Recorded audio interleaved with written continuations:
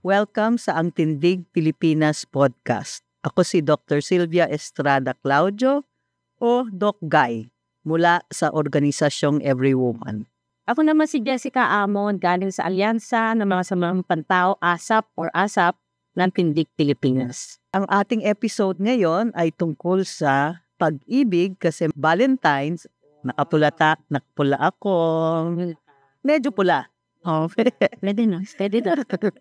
At tungkol sa politika. Parang dalawang magandang topic paano natin pagsasamahin, no? Pero swerte tayo dahil yung politika at saka pag-ibig. Naku, minsan nag-aaway ang mga jowa at mag-asawa at pamilya tungkol dyan.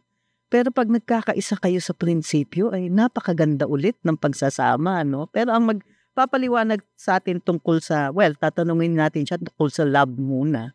Wow. Oh, tapos tatanungin natin siya tungkol sa politics. Tapos titignan natin kasi henyo ito kung paano niya pagsasamahin ng love and politics. Okay. Mga kaibigan, hindi na kailangan ng mas mahabang pakilala. Yung apelyido pa lang nito nagmamarka sa mapayapa at makatarungang lipunan. Mga kasama si Attorney Erin Tanyada, si Congressman Erin. Magandang araw po sa inyo lahat. Okay, puntahan na natin yung tungkol sa pag-ibig. Ang una kong tanong, seryoso. Tulad ka ba ng karamihan sa atin dito at siguro karamihan ng Pilipino na yung asawa mo, hindi yun yung first girlfriend? Correct ba ako? Meron ka mga ex? Correct. Masama bang itanong kung ilan? Wag na natin puntahan yun. Naku ha? Hindi naman. I know maayos sila kaya yeah. Oh. Alam na siguro ng iyong wife kung ilan ang ex niya. Walang skandalo at chismis kaya alam na natin. Puso nga investigate kaya mag-investigate. Yun na nga. Sasagutin mo ba, former congressman, yung ating tanong? Ilan ang ex mo? Tatlo. Kayo, tatlo. Kung sinagot ba niyang 20, biglang hindi na maganda ang tingin natin kay Congress. Hindi po sa akin gaganda. At saka doon sa napangasawa, lalong gaganda. Oo, siya yung 21. Siguro ang galing niya at maganda at mabuti siya. Kabog na. Pero totoo naman yun na kaya rin tayo ay hindi naman tayo naghuhusga dun sa mga first boyfriend ay yun na ang pinakasalan o first girlfriend. Okay din yun, di ba? Pero hindi rin natin na inuhusgahan yung mga medyo may ibang girlfriend-boyfriend muna kasi natututo ka pa hindi ba? Oo. Kaya nagiging maayos ang pili. Process. Oo. Tsaka may 2 to 4. 2 to 4. Today, tomorrow, and forever. Binibilang ko yan. Today, tomorrow, tatlo nga. forever. Apat nga. Pang-apat. Correct, di ba? Okay. Ang sunod kong tanong. Hindi pang masinasagot. Hindi, tatlo nga. Tatlo. Oo nga, no? Mamaya na kita tatanungin ilan ang iyo at pwede mo rin tanungin ilang akin. Pero ang susunod kong tanong, are you on good terms with all your exes? Yes. Di ba? Kasi hindi siya abusado Kasi sa akin lang, kung abusado ka, hindi ka talaga nakakausapin ng mga ex mo, no? Katulad ng ibang ex ko, hindi ka talaga kakausapin na every month. Buisit yung mga yun. Hirap talagang makipag-usap sa ex. Talaga? Kahit mabait? Awkward. Doon kakaroon ng pasisimula na ikaw. Sige. Kasi, point ko dyan, meron tayong, public service para sa mga kabataan. Yung tinatawag ngayon ng mga bata ng mga red flag sa mga relasyon. Alam mo ba yun? Hindi masyad. Alam mo ba yun, Jessica? Red flag. Oo, alam ko. Kaya nga yung tutupo na sabi ko kanina. Oo, sige. Red flag ang alam ko. Ay, inaakusahan tayo ng iba na may secret red flag tayo. Wala. Pero alam ko yung sige nga. Nung mga sinasabi ng silent generation, mga late boomer, red flag, alam mo na yun. Ay, ano yan? Parang monthly, period. May red flag. Di ba red flag? Of course. Pero nung lumakas yung kilusan laban sa diktadura noong unang panahon, ang red flag iba rin, no? Okay. Natatakan ka niya. Hindi ka pa nakakarating sa Valentine's, paratingin mo na sa Valentine's. Pagka red flag, ibig sabihin, may nakikita kang hindi na kanais na. Yan. Sa pag-ibig. Sa pag-ibig, 224 nga eh. Yes. No. So, ang mga red flag, ito naman, alam nyo, kung Erin, binigyan ng pangalan ng mga, nung ating mga, young ones, no? Yung, alam natin to kung siya, controlling. Okay. So, alam mo, ang dami kong na-counsel ng ganyan kasi ako ang counselor ng mga binubugbog, at yung mga abusadong boyfriend, girlfriend, asawa, di ba? Ang una niyan, yung usually in love na in love, ang bilis, romantic, whirlwind. Tapos mamaya-maya, didiktahan na yung suot. Bakit naman masyadong maiksi yung ganun mo? Bakit naman malalim ito? Okay. Mamaya bakit ka palaging kasama ng mga barkada mo? Di talaga ako makarelate. Out of place ka. O mamaya-maya, pati pamilya, di ba? Ang dalas-dalas mo sa inyo. Tayo na talaga ano ba? Hindi ka ba? Yung ganon. So, very controlling sa maraming bagay. Mamaya kung talagang asawa na, umalis ka na nga dyan sa trabaho mo, dito ka na lang sa bahay. Yung lahat kinokontrol. So, that's a red flag na abusive, no? Yung iyong. Pero syempre, meron din talagang mas red flag katulad ng kung hindi na maganda ang sinasabi. Napaka-critical na nung tao. Ikaw kasi, ang bobo mo sa mga ganyang bagay Verbal abuse. Nagbe-verbal abuse na. Tapos, yung iba pang red flag, ang tindi magselos, yung pala siya yung malandi o may iba ng relasyon, di ba? Kaya nga yung ibang ex ko hindi kausapin ever Oo. Pero yung ibang ex ko, kausap ko rin kasi mabait. Ni Kong Erin, di ba? Okay. So, ito yung red flag. Pero sa tingin mo, Kong Erin, may relasyon rin ba tayo kasi pag-ibig daw, pati yung relasyon ay sumusunod pa rin sa fidelity, trust, di ba? At saka yung, ang tawag dito, beneficence. Parang, pati daw yan, may level tayo ng ganong hinihingi sa mga politiko na kailangan siya ay faithful sa atin. Hindi sa romantic sense, di ba? Pero tatanong natin kay Kong Erin kung faithful, siya ba ay kumikilos para sa kabutihan natin at siya dapat ay pagkakatiwalaan. Kasi daw, sa boyfriend, girlfriend, yan rin daw yung halaga. Fidelity, pag kinakaliwa ka na, pakawalan mo na yung buisit na yan. Hindi mo na mapagkatiwalaan, pwede ba wag na? Di ba? At syempre, kung kumikilos lang siya para sa sariling kapakanan at hindi naman para sa iyo din. Yeah. Di, pakawalan mo na yung jowa mong yan, di ba? Sarili. Okay. Meron ba tayong relasyon na ganun dapat sa ating public officials sa tingin ninyo? At may idadagdag ka ba? Well, sa tingin ko, kailangan yung mga sinabi mo mga, you would say, points, no? I think kailangan yan para kung hinahanap natin yung wastong paglilingkod sa taong bayan. Dapat yun yung magiging guidelines kung paano tayo pipili ng isang lingkod bayan. I would put a little although, dapat nagpapakita, sabihin natin may pagkakamali along the way, merong kayang i-reforma yung sarili para ituwid yung Correct. Hindi naman tayo matindi kaagad, Yeah. Oo. Yes. Oo. Kami ni Jessica nag-file ng impeachment complaint. Agree ka ba kay VP Sara on the basis of Valentine's love for our leaders? Well, ako kailangan, maraming kailangan sagutin si VP Sara sa mga nagawa niya bilang Secretary ng Education at bilang Vice President ng ating bansa.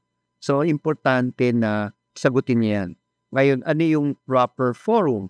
No? Ang proper forum, well, one was the Quadcom, pero sa nakita nga natin, hindi talaga tumutugon sa mga tanong ng ilang mga kongresista.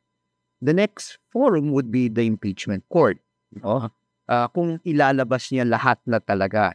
Kasi sabi niya, nung siya'y humaharap sa Quadcom, at the proper forum, I will defend myself.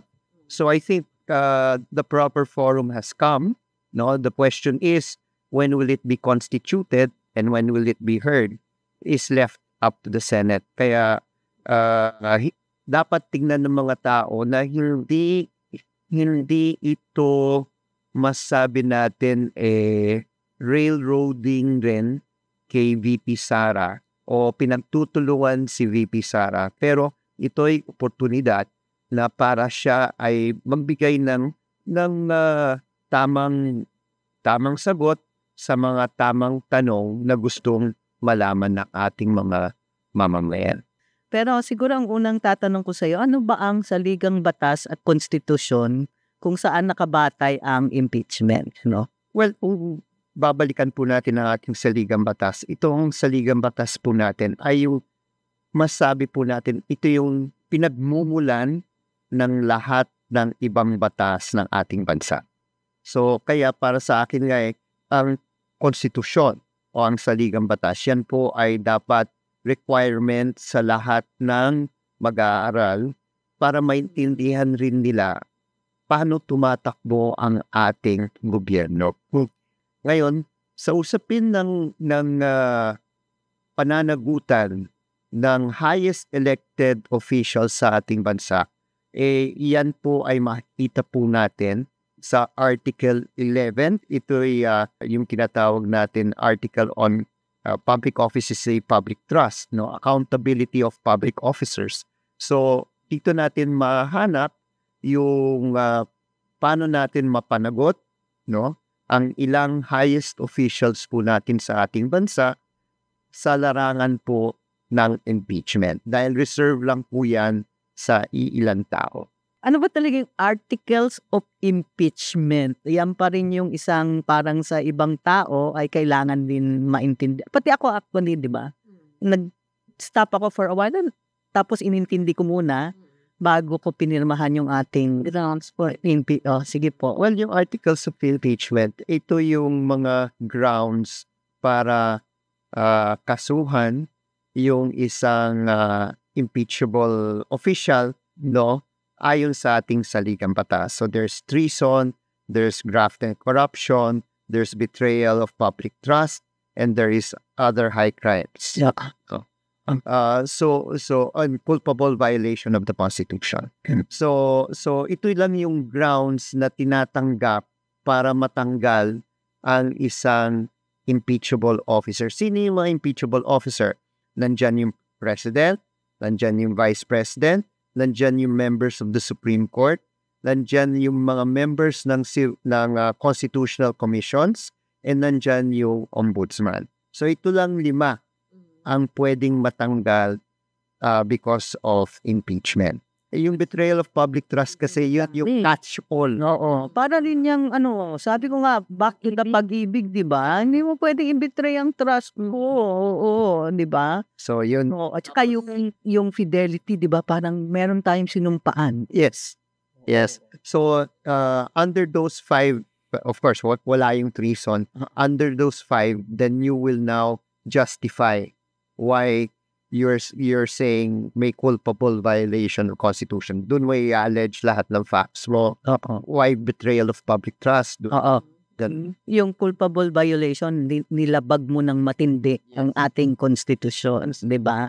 Di ba, nanawagan ka na o patayin yung presidente, di ba? Kasi ano yun, hindi, sa Constitution na meron tayong inelect, yes. At merong lehitimong nakaupo dun sa posisyon na yon, di ba? Nakasaad sa, kaya kung alam ang Constitution, by the way, kasi kahit merong special na mga provision na malaki ang safeguard, sabi nyo nga po, no? Meron lang grounds na pwede, tapos merong matinding pagdadaanan na proseso at i-prove nga sa 2/3 of the Senate para matanggal ang isang opisyal. Pero may paraan ang ordinaryong mamamayan katulad natin na tayo nga nag-file ng impeachment complaint at espesyal na sinasabi ng Constitution, kahit gaano kataas ka, kahit gaano kapangyarihan ka, meron ka pa ring pananagutan sa taong bayan. Kaya, we should have Constitution Day. We love the Constitution. Another love for Valentine's Day, di ba? Oo, sige, go. Sabi ng mga nasa mga community natin, nakasubaybay sila sa impeachment, sa Quadcom at lahat. Ano ba yung talagang proseso? Kasi naipasa na eh. Ito pa lang daw mga congressman ay magiging prosecutor pa. Ano ba ibig sabihin nun? Isa. Ano yung gagawin nila? Nandoon na sa Senate. Ibig sabihin yung mga congressman ba na talaga bilang prosecutor pupunta rin sa Senate? Pwede bang mangyari kung hindi ang Senate sa pamamagitan ni Senate President magpukumbin? Sila ba pwedeng magkumbin sa Senate? Yan ang una kong Irina. Yung pangalawa, yung pinagtatalunan ngayon, ang ibig sabihin na siyan at saka yung forthwith, no? Sabi nila, yung forthwith daw ay saka na lang. Daw yung pagkakasaintindi ng lahat na agad-agad. Kasi, ang nangyari, interpretation ng Congress at saka yung mga abogado, lalo na gumawa ng Constitution, ang sinabi niyan agad-agad. Kasi gumamit siya ng shall. Eh di, syempre, ano ba ibig sabihin ng shall? Di ba? Dapat. You shall loving. Dapat. Sabi ng mga leader, dapat. Agad-agad. Pero pagdating daw sa Senate, na iba ang ibig sabihin. Kung pwede nyo bang dagdagan yung paliwanagan na nangyayari sa community natin? Well, kung titignan natin yung proseso ng impeachment, ito'y parang proseso, isang halimbawa lang ito, proseso sa criminal prosecution, no? Pero hindi dapat sabihin natin criminal prosecution ito dahil hindi criminal prosecution ng impeachment. So, nagkaroon ng preliminary investigation, no? Ang preliminary investigation, sino yung nag-handle yan? Yung city prosecutor. No? Pagkatapos magkaroon ng preliminary investigation, isasampa yung kaso sa korte. No? At sino yung magpro-prosecute ng case? Yung city prosecutor rin. So sa impeachment, ang nagkaroon ng investigation, no, supposedly by the Quadcom, pero hindi na tumuloy sa regular na proseso kung saan i-refer sa Committee on Justice, no, yung articles of impeachment. Dahil nakasaad sa ating saligang batas, kung makakuha ng 1/3 endorsements ang mga kongresista, sapat na yon para isampa kaagad yung kaso sa Senado. Ngayon, ayon sa ating saligang batas rin, pipili ngayon ang House kung sino ang magiging prosecutor, no, sa articles of impeachment. So, kaya nga may mga kongresista na pinili, sila yung taga-usig ng taong bayan sa Senado sa kaso ni VP Sara. Ngayon, ang Senado, yan ang korte. Sila po ang makikinig sa ebidensya na ihaharap ng prosecutors, no? At sila yung magbibigay ng hatol pagkatapos ng impeachment kung si Sara ay guilty o hindi. So, ayon sa ating saligang batas, kailangan makakuha ng 2/3 votes sa Senado para masabihan na si VP Sara ay nakonvict. Kaya pala yung sinasabi nila, kasi kung meron ng kakampi si VP Sara na 5, konti na lang ang gagapangin niya. Para for acquittal. Ang tanong ko, Kong, marami kasing naguguluhan sa impeach. Marami akala tuloy na pag na-impeach, yun na, nahusgahan na. Diba? Meron ding, kasi mamaya sa usapin ng kailan ba, pwede ba itong senadong ito o yung susunod na senado, yung mga tanong na ganyan, kasi nga kulang ang oras. May diferensya yung senado as senators at yung senado sitting as parang court, no? Yes. Well, kailangan ganitong pagtingin, unang-una, yung word ng impeachment is once it is only a term used once the House has achieved the 1/3 number. It does not necessarily mean na tanggal na. So it is just a term used that the process was successful in the House to proceed with the trial in the Senate. Sa usapin naman ng yung court, nagiging korte kasi yung Senado. Iba yun sa pagiging ordinaryong Senadong gawain. Kasi ang Senado may dalawang functions yan under sa ligang batas. One is the legislative function, which is based on Article 6. And then, this is what the constitutional experts are saying. Its other function, you do not find it in Article 6, but you find it in accountability of public officers as a constitutional court. So, bagamat nakalagay sa ating Article 6 in the legislative department na ang Kongreso ay mag-adjourn o magre-recess, sabihin natin, sa panahon ng kampanya, no? At babalik sila pagkatapos ng eleksyon. Merong utos kasi na 30 days before the SONA, no? The start of the next regular session, adjourn na dapat yung legislative functions. So ang sinasabi ng ibang constitutional experts, hindi yung impeachment functions ng Senado ay hindi nagtatapos porket sila ay nag-recess or nag-adjourn. Bilang lawmaker, hindi ba? Adjourn na sila bilang lawmakers, okay lang. Yeah, but as a constitutional court, hindi yan nag-adjourn. As long as there's a case file, doon pumapasok yung sinasabi nila na shall forthwith constitute the constitutional and court and proceed with the trial. Para mag-convene ang impeachment court, kailangan may sesyon ang Senado. Okay. Para manumpa ang impeachment judges, kailangan may sesyon ang Senado.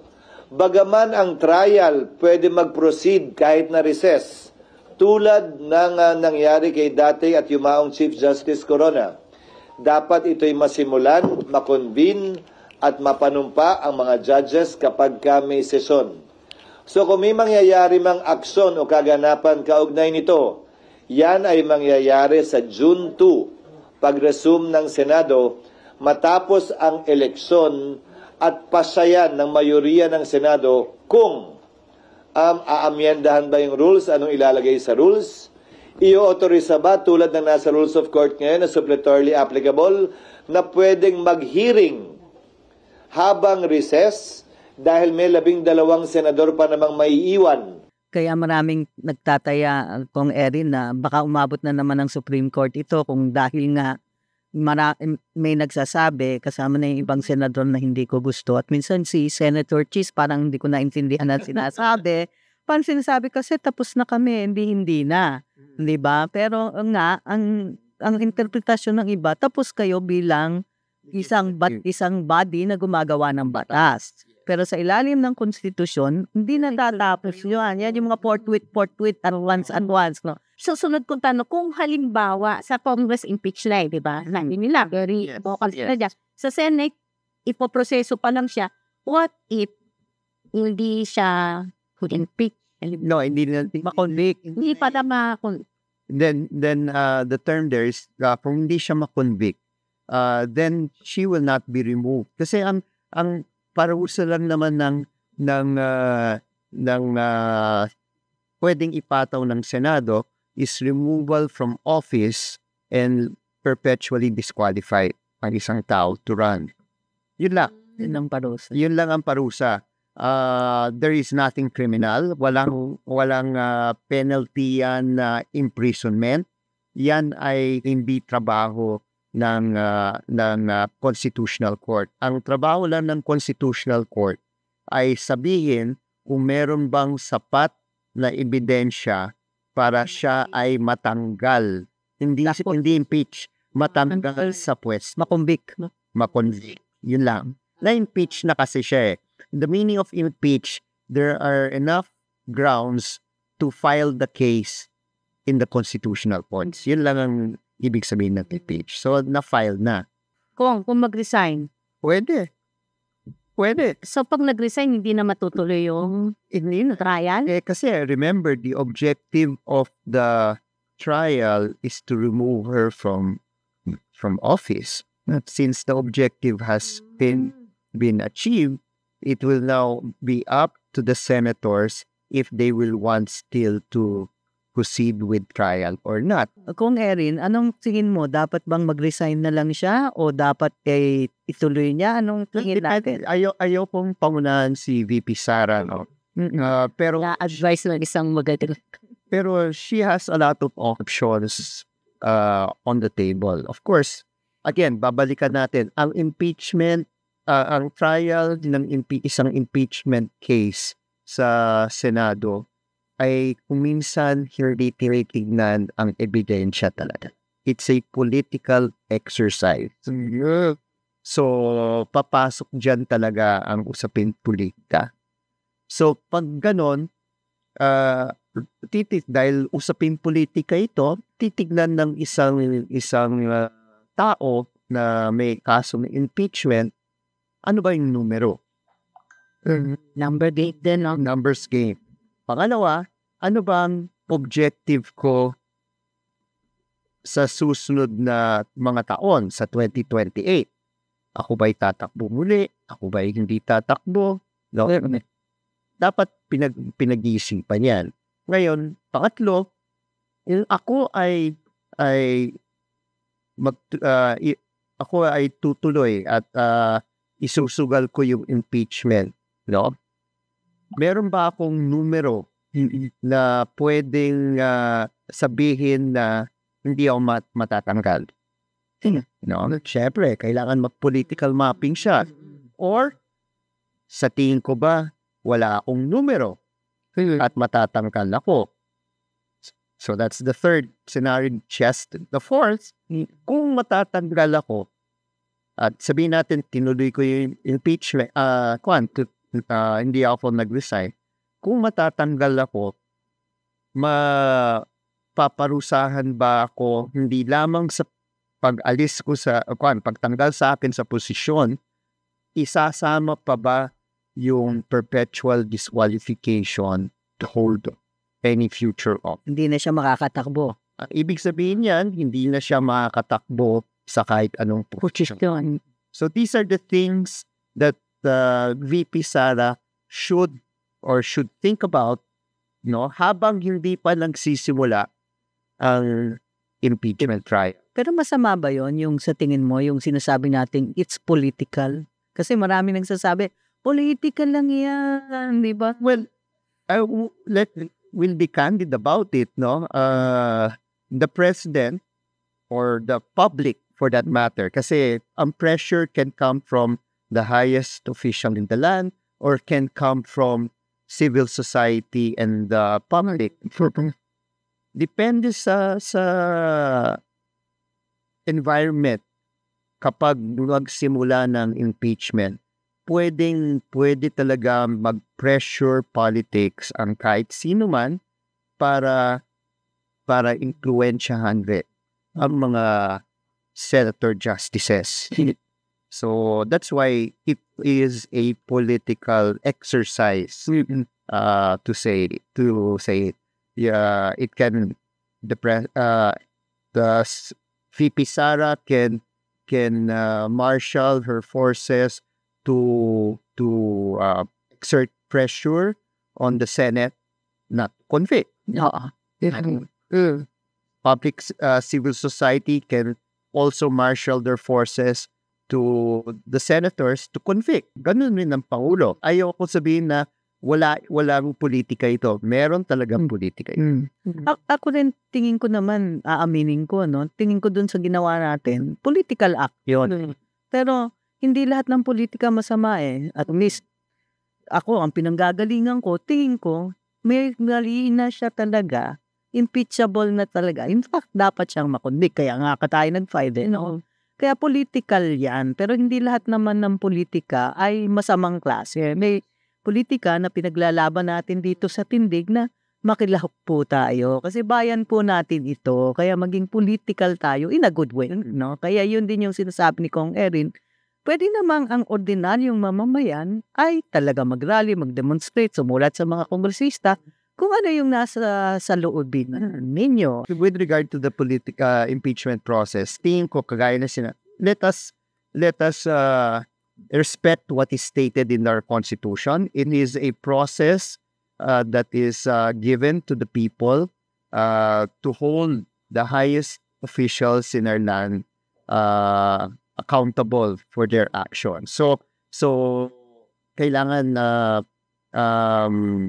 let us respect the process, and dapat panoorin natin dahil this is the only way na dapat malaman ng taong bayan kung ano yung papel nila sa ating gobyerno. Dapat parati tayong naka-engage, parati natin binabantayan para itong mga kasalanan o di kasalanan na ginagawa ng isang highest official hindi nila gagawin dahil alam nila na sila'y sabihin natin pinapanood ng taong bayan sa bawat galaw nila. Okay, huling tanong ko na.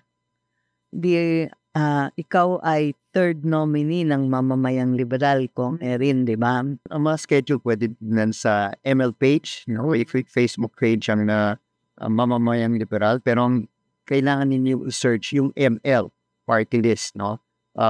Doon lalabas lahat ng mga schedules ng ML party list. Of course, pwede rin ninyong i-follow yung individual candidates, no? Nandyan si Manay Laila, nandyan si Ong Teddy Bagilat, and myself in the different platforms, whether Facebook, YouTube, Twitter, or X, no? Instagram, TikTok, iba pa. So, dito ninyo makikita. And of course, nananawagan kami sa mga volunteers na pwedeng walang ginagawa at gustong tumulong, no, sa ML sa darating na halalan, kagaya nung nangyari noong 2022. Ipaglaban po natin yung mga kandidato na nakikita po natin karapat-dapat na ibalik po sa Senado at sa House of Representatives.